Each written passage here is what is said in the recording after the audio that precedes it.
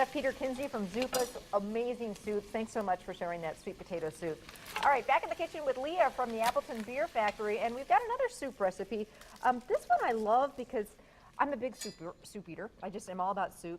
But give me a guilt-free, healthy, hearty soup, and sign me up for it, you know, and because soups don't have to be loaded with cheese like my cauliflower soup, right? Right, they don't. And this one is a winner because it is guilt-free and it's healthy, it's filling, satisfying, and it holds really well.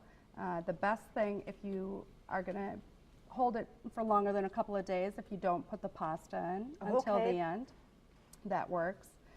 And it really is simple to make.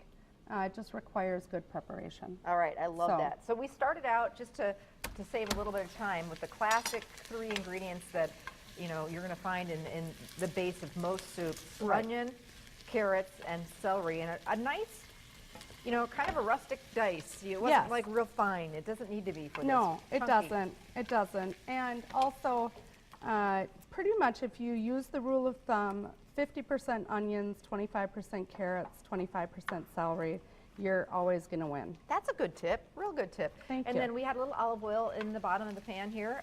Should we season these with a little salt and pepper? Yes. Kosher Seasoning all the way through is very important. I agree. It's the only way that you are going to get a really flavorful soup. Totally agree, to just kind of keep tasting, keep seasoning, but definitely in there when you're doing the veggies. And you want these to saute about 10 minutes or so, maybe until they start to get a little soft. Right. We want to see some softness, but not brown. In goes some fresh garlic. I love minestrone soup. I really think that there's some great flavor in it, and I'm excited about this because instead of using, something that might be a little naughty in here, we're actually using a healthy sausage. Right. So I really like a turkey sausage, and this is a sweet Italian. If you wanted some heat in it, you could certainly, when you browned it, use some red pepper flake. And I accent it with rosemary and thyme and just put it in there and saute it.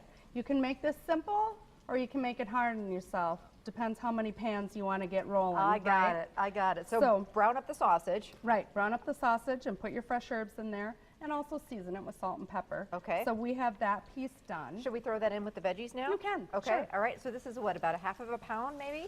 Yes. Okay. I think I decided, something odd like 3/4 of a pound. Probably that you can't exactly purchase. But right? I like the idea of, having a little. Most minestrone, a lot of it's vegetarian, but this is really going to be a nice full meal. Right. So I call it minestrone with turkey because you're right, minestrone soup is classically a vegetarian soup. So I want to be clear. We talked earlier about this being a real, like the salad, the Cobb salad being a real, meaty, man-eater type of thing. This soup, you're going to get away with this. We're talking lunch, but you can get away with this for dinner, no problem. Oh, it's a favorite for myself. If I made a pot of this, I probably could eat it all week long. Which is a great thing. Yeah. So we're taking some whole peeled plum tomatoes from the can, which I love using canned tomatoes. They're great to use have on hand. And you're just yourself cutting them up. Why do that yourself rather than buy the dice? The quality of the tomato that you get is so much better. Really? Yeah. Didn't know that. We don't know what those tomatoes looked like before they were in the can. And I like to know that I have whole tomatoes and not the stubs or right. I mean, because you don't know. That's a great tip. I didn't think about that, and they usually cost the exact same amount, So. Correct. And it takes just a little bit. And the other thing that I like, so I drained these just with the cover. Okay.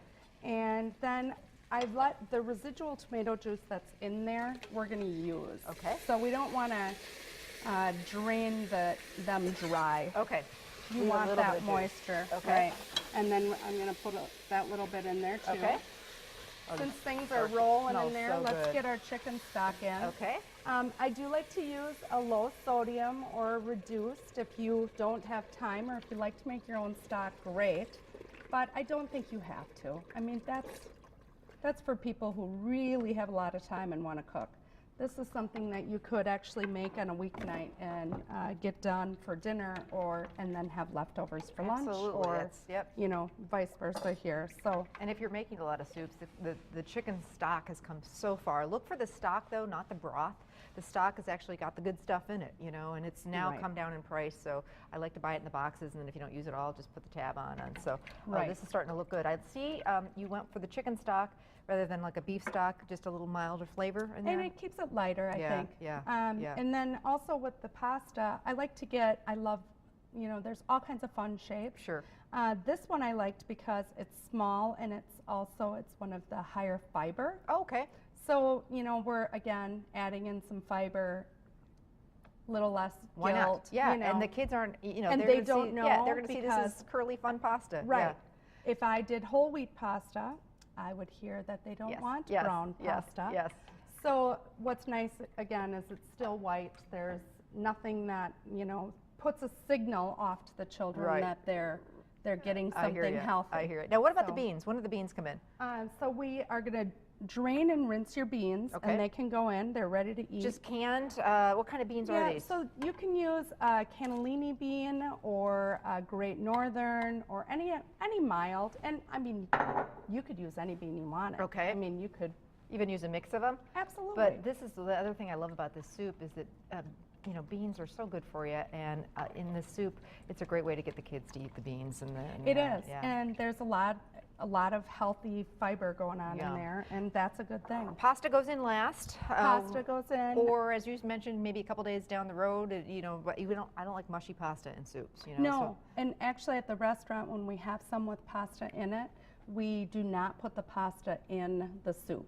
And you just, as you're boiling it, you put it in that way. Correct. Yeah, that's a right. great way to do it. Right, because otherwise, like you said, Yeah. it breaks down. That's Yeah. no Oh, good. that's a great no, tip. No So one let this likes mushy simmer? pasta. I don't. I'm not a big fan.